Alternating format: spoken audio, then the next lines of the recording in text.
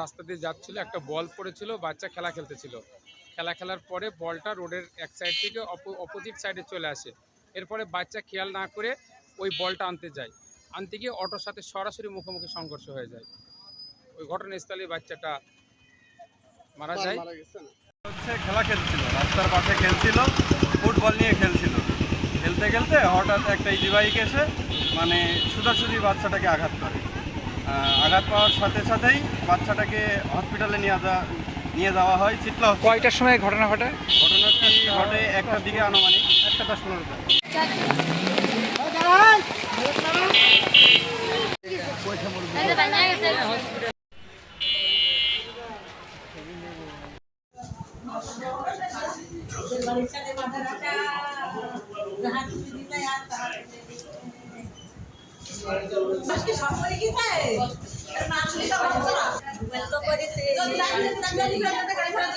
গাড়ি আমার নিয়ে গাড়ি কথা রাখুন আমি কত করে